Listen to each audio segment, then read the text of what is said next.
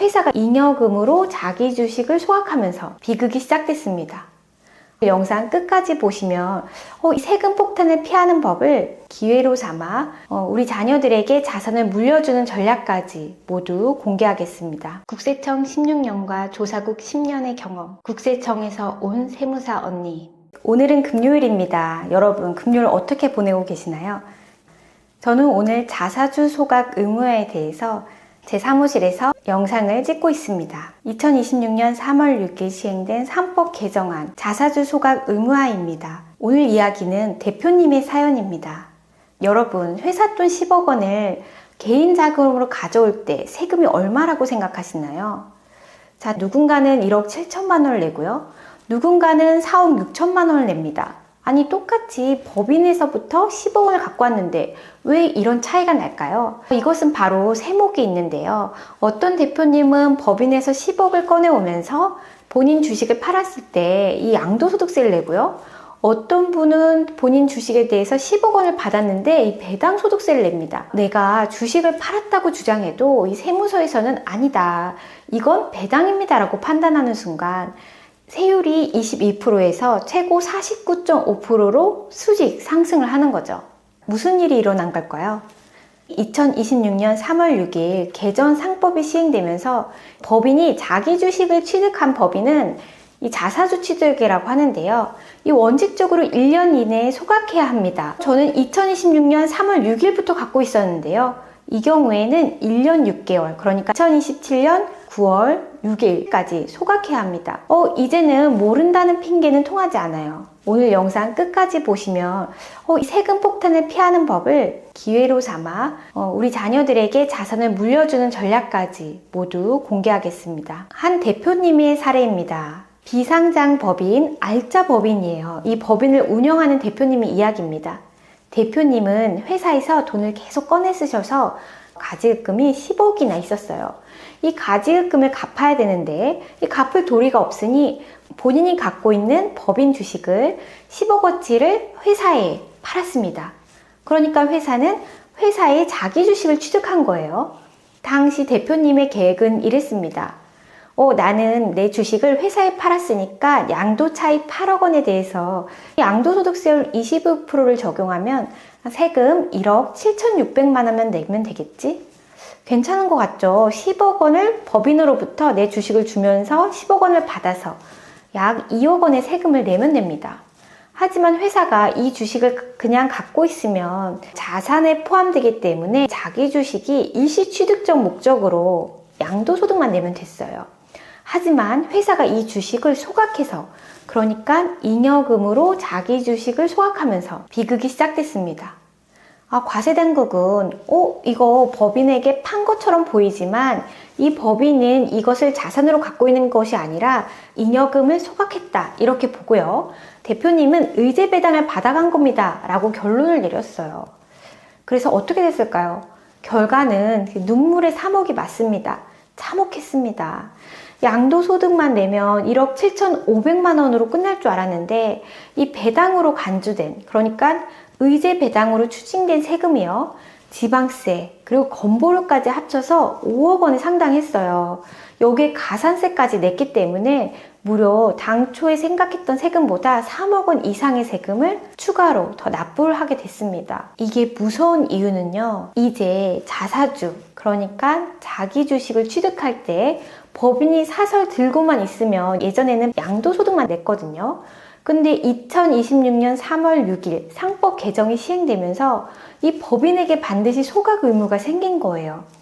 세무당국은 이를 이제 배당으로 보겠다는 겁니다. 여기서 하나 많은 분들이 헷갈려 하시는 상장사와 비상장사의 차이를 짚어드릴게요. 그렇다면 세무사님, 상장사, 비상장사 모두 똑같은가요? 네, 맞습니다. 상장사, 비상장사, 배당소득세로 보게 되는 부분은 똑같아요. 하지만 상장 법인의 경우에는 이중 처벌을 받을 수 있는데요. 바로 과태료입니다. 상장법인의 경우에는요, 개정상법에 따라서 상장사가 주초 승인 없이 1년 내내 소각하지 않거나 주총에서 승인된 계획과 다르게 보유한다면요, 이사 개인에게 5천만 원 이하의 과태료가 부과됩니다. 따라서 과태료와 세금 추징으로 강력한 처벌을 받는 거죠. 자, 비상장 법인에게는 다행히 과태료 처분은 없지만요. 세금이라는 것이 이 과태료 5천만 원 이하보다 더 강력하게 몇억 원의 세금, 그러니까 절반가량의 세금을 더 내야 되기 때문에 사실 과태료보다 이 세금 폭탄이 더 무서울 수 있거든요. 앞에 사례 대표님처럼 양도로 신고한 걸 과세당국이 배당으로 뒤집어 버리면 배당소득 최고세율 49.5% 내고요. 건강보험료 냈고요. 가산세까지 자산의 절반이 세금으로 빠져나가는 겁니다. 특히 비상장은 자사주가 가업 상속공제에 얽혀 있어요. 그래서 잘못 건드리면 이 수십억 원의 공제 혜택이 한순간에 날아갈 수 있습니다. 그렇다면 세무사님, 이제 자사주는 다 끝난 건가요? 자, 전략을 바꿔야 됩니다. 이제는 폭탄을 기회로 바꾸는 전략을 세워야 됩니다. 자, 여기서 중요한 포인트가 있습니다. 이렇게 끝난다면 자산승계 전략실이 아니죠. 그럼 배당은 무조건 나쁜 건가요? 우리 이 생각을 해봐야 돼요. 아닙니다. 배당을 잘 활용하면 오히려 절세의 기회를 만들 수 있습니다. 첫 번째, 차등 배당을 활용하는 겁니다. 세무사님, 이제 차등 배당 효과 없던데요? 대주주인 대표님이 배당을 포기하거나 낮은 비율로 배당을 받고 이 자녀인 주주에게 높은 배당을 주는 것을 차등해서 배당 준다 해서 차등 배당이라고 해요. 이 차등 배당을 활용할 수 있습니다. 맞습니다. 물론 차등 배당에 대해서 과거보다 효율성이 떨어진 건 맞아요. 과거에는 이 배당과 소득 중에 큰 금액으로 과세를 했거든요. 과거에는 배당소득세하고 증여세하고 비교해서 둘 중에 큰 것으로만 했는데 이제는 배당소득세와 증여세가 모두 이슈가 됩니다. 하지만 여전히 법인소득을 자녀의 자금 출처로 만드는 데는 배당이 강력한 도구가 됩니다. 두 번째, 저율과세 구간을 분산시키는 겁니다. 무조건 한 번에 자사주를 소각한다고 생각하지 마시고요. 무조건 자사주 소각으로 한 번에 10억 원을 가져오는 게 아닙니다. 이제 한 번에 10억 원을 가져오시면 세금 폭탄을 맞기 때문에 매년 정기적으로 배당을 통해서 소득을 분산해야 됩니다. 자, 배당은요, 이게 정기적으로 소득을 분산할 수 있는 효과가 있거든요. 우리가 배당을 결의하면서 배당 지급 시기를 선택할 수가 있습니다. 금융소득 종합과세 2천만 원 이하의 구간을 활용하거나 배당소득세, 지방소득세 등을 활용한 이 세밀한 배당 설계로 앞에 말씀드렸던 대표님과 같은 세금 폭탄을 피할 수 있습니다. 세 번째, 법인세법상 수입배당금 불산입을 활용합니다. 이게 무슨 말이죠? 법인의 주주가 개인이 아니라 법인인 경우에 이 법인이 받는 주주는 당초 법인이 냈던 법인세를 다 낸 소득이거든요. 따라서 법인세를 다 낸 소득에 다시 배당을 받으면 이 배당을 받은 법인 주주는 일정 금액을 수익으로 보지 않고 법인세를 줄이게 됩니다. 자, 조금 어려운 것 같지만 개인 주주가 아닌 법인 주주를 활용해서 수입배당금 불산입을 활용한다는 겁니다. 따라서 자사주 소각을 자산승계 구도 안에서 법인 간 거래로 설계를 한다면 또 다른 절세 시나리오가 나옵니다. 2026년 개정상법 대응 핵심 전략 3개명입니다. 자, 이제 개정상법 체제 안에서 생존하기 위한 전략을 세워야 됩니다. 첫 번째, 정관을 정비하세요. 정관은 우리 법인의 헌법과도 같습니다. 상법 제341조 4에 따라서 이 포괄적 경영상 목적이 있으면 소각하지 않고 보유할 수 있는 예외 규정이 있습니다. 하지만 이것은 정관에 없으면 할 수가 없어요. 반드시 정관에 미리 적혀 있어야 합니다. 이번 주총을 계획하고 계신 대표님들, 이번 주총을 놓치면 법적으로 보유할 근거 자체가 사라집니다. 따라서 대표님들 정관을 한번 살펴보세요.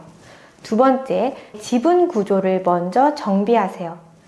배당은 결국 지분율에 따라 갑니다. 자사주를 소각하기 전에 자녀에게 지분을 먼저 증여하고 소각을 진행하면 이 배당 정책과 자사주 소각을 결합해서 우리 자녀에게 가장 합리적으로 지분을 넘길 수 있는 구조를 설계해야 합니다. 세 번째, 승계 전략을 설계합니다. 비상장 법인은 이 자사주 관리가 가업 상속 공제 등 승계 전략하고 연결이 돼 있어요. 따라서 잘못한 처분은 수십억 원의 공제 혜택의 박탈로 이어질 수 있습니다. 자사주를 소각하면 자산 가치가 떨어지기 때문에 주식 가치를 낮춰서 증여세를 줄일 수도 있지만 자칫하면 가업 상속공제를 받는 분들은 사업 무관자산으로 분류돼서 혜택이 수십억 원이 날릴 수 있습니다. 따라서 득과 실을 수치로 비교해야 합니다. 자, 오늘 자산승계 전략실의 제안입니다. 오늘 내용을 딱 3줄로 요약하겠습니다. 첫 번째, 2026년 상법 개정에서 살아남기. 자사주시 1년 내 소각 의무 안 하면 과태료고요. 세금 폭탄입니다. 두 번째, 양도소득세와 배당소득세를 비교할 것.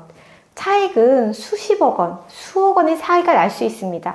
거기에 건강보험료까지 고려한 필수 설계가 필요합니다. 세 번째, 전략적 승계 전략입니다. 차등 배당과 정관 개정을 통해 자사주 이슈를 승계의 기회로 바꾸세요. 자산승계 전략실이 제안합니다. 대표님들 이 모든 걸 혼자 할 수가 없습니다. 그렇기 때문에 자산승계 전략실이 필요한 이유입니다. 자사주와 배당은 이제 단순한 회계 처리가 아닙니다. 듣기만 해도 복잡하죠? 정관도 바꿔야 되고요. 상장사든 비상장사든 2026년 3월 6일에 시행되는 개정상법은 이제는 자사주를 보유하는 것 자체에 강력한 소명을 요구합니다. 혼자 하실 수 없습니다. 상법, 소득세법, 상속증여세법까지 얽힌 고난이도 전략입니다. 이 모든 게 혼자 하기 힘드시다면 걱정하실 필요 없습니다. 바로 우리 대표님들 옆에는 자산승계 전략실이 있습니다. 오늘 내용이 도움이 되셨다면 구독과 좋아요 부탁드립니다. 여러분의 든든한 파트너 국세언니 김혜리였습니다. 국세언니TV 앞으로도 자산가의 실제 고민을 해결하는 유익한 정보로 찾아뵙겠습니다. 다음 영상에서 다시 뵐게요.